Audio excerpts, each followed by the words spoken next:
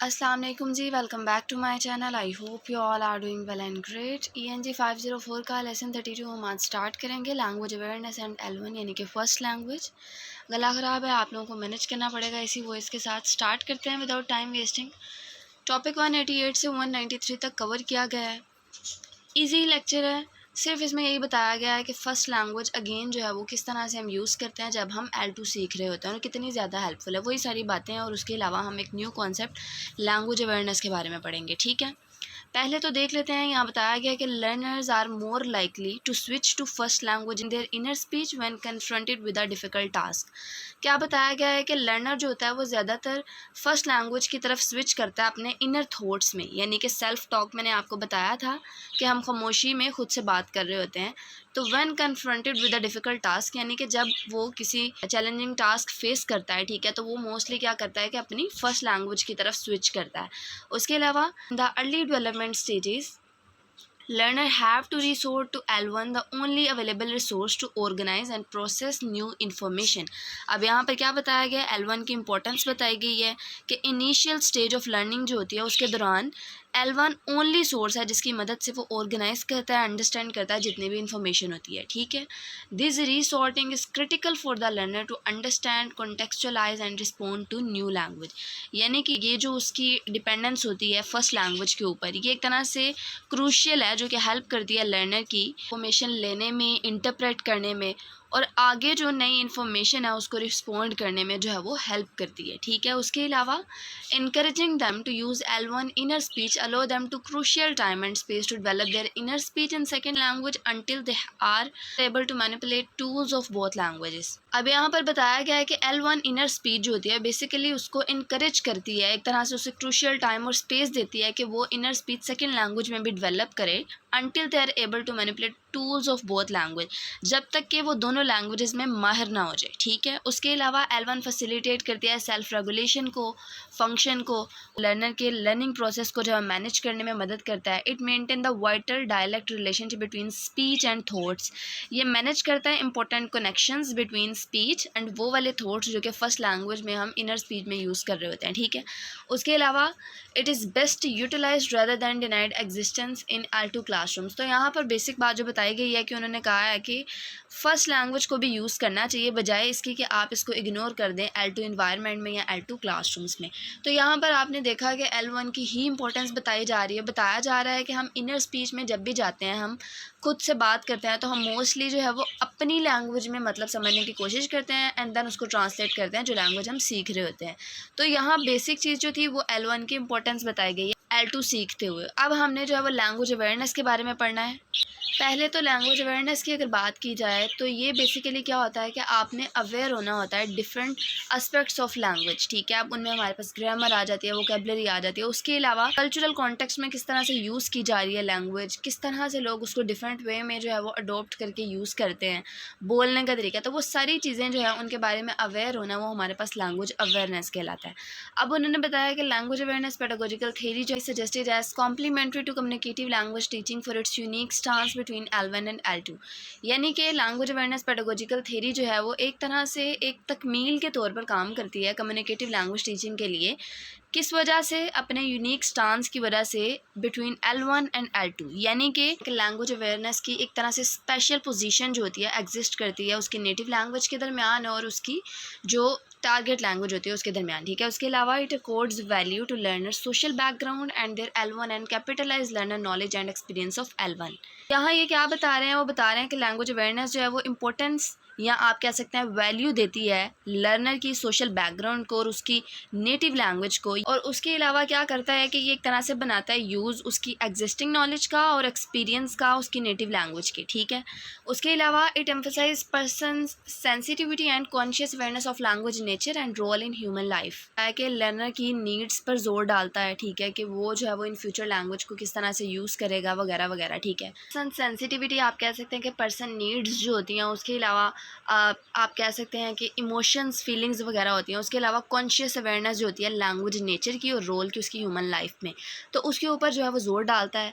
Language awareness empower करता है learner को to consolidate and systematize knowledge of L2 and become conscious of the relationship between different aspects. यानी कि L2 जो उसकी टारगेट लैंग्वेज होती है, उसकी नॉलेज को किस तरह से सिस्टमाइज़ करना है, ऑर्गेनाइज करना है और स्ट्रक्चर्ड करना है उस इंफॉर्मेशन को। तो बेसिकली जो है ये उस पर भी एम्फसाइज़ करता है, और उसके अलावा ये जो है वो उसको अवेयर करता है different relationship between different languages उनके बारे में, ठीक है। उसके अलावा it aim to enhance communicative effectiveness in their L1 as well as L2 by cultivating understanding of cross culture, cross linguistic differences and influence in different modes of manifestation। ये उसकी communicative effectiveness जो होती है उसको enhance करता है, बढ़ाता है।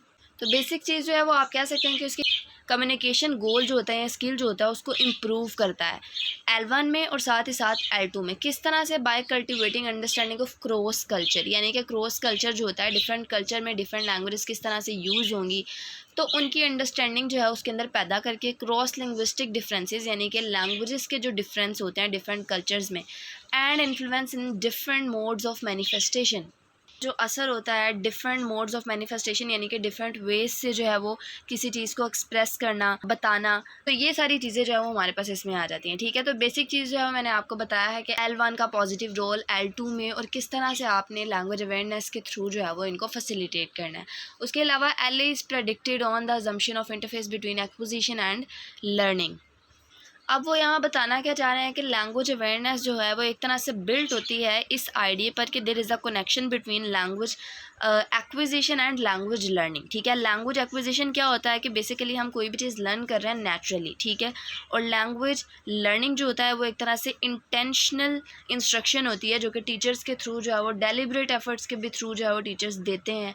तो ये हम कॉन्शियसली जो है वो लर्न कर रहे होते हैं। एक्विजिशन जो होती है बेसिकली अनकॉन्शियसली हम कोई चीज़ लर्न कर रहे होते हैं नेचुरली। उसके अलावा it believe that explicit instruction and focus on form lead to L2 acquisition.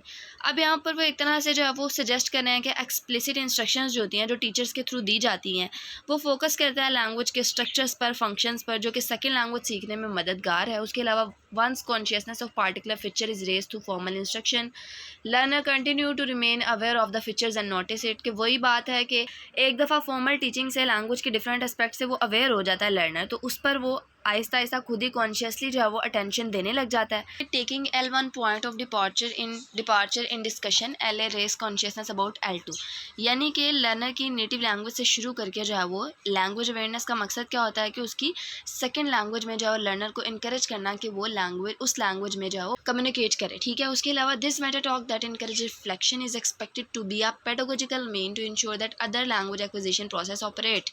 तो बेसिक चीज़, सिंपल सी लाइन आप यहाँ याद रख सकते हैं कि इनकरेज करता है सेल्फ रेगुलेशन के लिए और सपोर्ट करता है ओवरऑल लैंग्वेज लर्निंग, यानी कि आप डिफरेंट लैंग्वेजेस भी जो है वो किस तरह से लर्न करते हैं और वो किस तरह से आगे प्रोसेस करते हैं। Race conscious in learner is termed as input enhancement which involve focusing on the formal properties of language through induced salience, यानी कि लर्नर को अवेयर करना है इनपुट मजीद लेने के लिए, विच involve focusing on the formal properties of language, यानी कि लैंग्वेज की फॉर्मल प्रॉपर्टीज पर फोकस करना जो है वो इसमें शामिल होता है थ्रू इंड्यूस्ड सैलियंस। इंड्यूस्ड सैलियंस किसे कहते हैं? ये बेसिकली डेलिब्रेट एफर्ट्स होती हैं, जानबूझकर की जाने वाली कोशिशें जो कि पुट की जाती हैं, और ये ज़ोर देता है डिफरेंट या सर्टेन एस्पेक्ट्स और फीचर पर, जैसे कि हमारे पास रेपिटिशन की एक्सरसाइजेज आ जाती हैं, विजुअल क्यूज़ आ जाते हैं, जिनका मकसद क्या होता है कि बार बार बच्चों को जो है वो उन चीज़ों को सिखाने की कोशिश करना, उन पर ज़ोर डालना।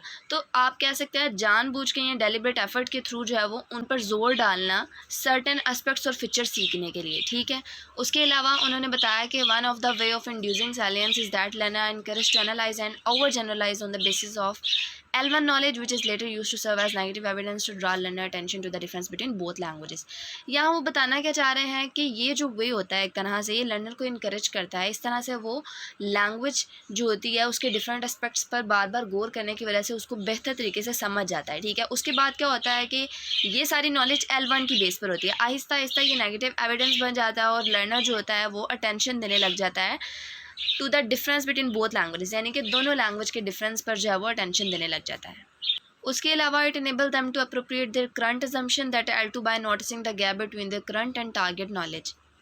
तो बेसिक चीज़ वो यहाँ पर क्या बता रहा है, L2 की करंट अंडरस्टैंडिंग और डिज़ायर, या आप कह सकते हैं टारगेट लेवल ऑफ नॉलेज के दरमियान कि डिफरेंस को पहचान के जो है वो लर्नर अपनी मिसकॉन्सेप्शंस को करेक्ट करता है। उसके अलावा in communicative language teaching as the sole focus is on meaning processing, ठीक है, यानी कि मीनिंग पर होता है। Learner often fail to notice the difference in form leading to fossilization of error. अब यहाँ उन्होंने बताया कि कम्युनिकेटिव लैंग्वेज टीचिंग में जो सोलली फोकस होता है वो किस पर होता है, मीनिंग प्रोसेस पर होता है, ठीक है। लर्नर बाज़ दफ़ा जो है वो फेल हो जाता है डिफरेंस नोटिस करने में, ग्रामेटिकल और स्ट्रक्चर डिफरेंस जो होते हैं उन्हें नोटिस करने में बाज़ दफ़ा जो है वो फेल हो जाता है, जो कि फॉसिलाइजेशन की या फिर आप कह सकते हैं परसिस्टेंट एरर जो होते हैं उनकी वजह बनता है, ठीक है।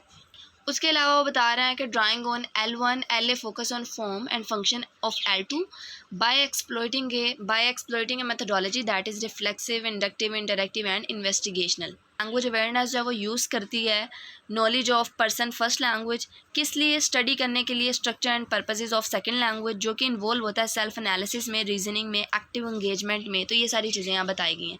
उसके अलावा LA sees integral link between L1 and L2 and strongly stress the positive role of L1 and L2 learning. तो बेसिक चीज़ वो क्या बता रहे हैं कि लैंग्वेज अवेयरनेस बेसिकली जो है वो इनके दरमियान एक लिंक क्रिएट करती है, इंपॉर्टेंट लिंक, और स्ट्रेस डालती है इसके पॉजिटिव रोल के ऊपर दोनों लैंग्वेजेस के, यानी कि पर्सन की नेटिव लैंग्वेज और उसकी जो सेकंड लैंग्वेज होती है उन पर भी। Ironically LA take inspiration from behavioural concept of transfer of L1 training, generalizability and interference, but work to produce two opposite effects to focus on a comparative discussion and raising consciousness about L2। अब यहाँ बताया गया है LA language awareness जो है वो generate करता idea behaviourist theory से, जो कि रिलेट है कि कैसे फर्स्ट लैंग्वेज से स्किल ट्रांसफ़र होता है और कैसे जो है वो ये हो सकती है सेकंड लैंग्वेज लर्निंग में रुकावट, ठीक है। ये बेसिकली जो है वो बिहेवियरल कॉन्सेप्ट था, ठीक है। ताहम लैंग्वेज अवेयरनेस जो है वो क्या करती है कि वो डिफरेंट एस्पेक्ट्स देखता है दोनों लैंग्वेज के, दोनों को कंपेयर करता है और उसके बाद जो है वो L2 पर जोर डालता है। उसके अलावा उन्होंने बताया है कि structural similarities between L1 and L2 are juxtaposed and meaning are mutually clarified as mismatch is talked about, it is refer to as contrastive salience. तो यहाँ वो बेसिकली बता रहे हैं कि L1 और L2 के स्ट्रक्चर सिमिलैरिटीज़ को साइड बाय साइड रखता है और डिस्कस करता है वो भी एरिया जहाँ पर ये मैच नहीं है। दोनों लैंग्वेज का मतलब जो है वो क्लियर करके जो है वो ये बताता है लैंग्वेज अवेयरनेस जो होता है क्या। उसके अलावा आखिर पर कॉन्ट्रास्टिव सैलियंस की बात की है, यानी कि दोनों के दरमियान डिफरेंसेस को प्रोमिनेंट करके बताता है हमारी बेटर अंडरस्टैंडिंग के लिए, ठीक है। तो यहाँ पर लैंग्वेज अवेयरनेस की जितनी भी इंपॉर्टेंस थी आपने चारों पैराग्राफ्स जो यहाँ पर दिए गए हैं उनमें से 2-3 लाइन के हिसाब से जो है उसको याद कर लेना है। और उसके अलावा जो है वो आपने इनका L1 का रोल L2 में याद लाजमी रखना है, ठीक है। बाकी आई होप सो कि आपके लिए लेक्चर हेल्पफुल होगा, इजी वे में बताने की कोशिश की है। अगर लेक्चर अच्छा लगा है तो इसे लाइक करें, अगर चैनल को सब्सक्राइब नहीं किया तो कर लें ताकि आने वाली वीडियोज़ का नोटिफिकेशन मिल सके। तो हमें याद रखिएगा। अल्लाह हाफिज़।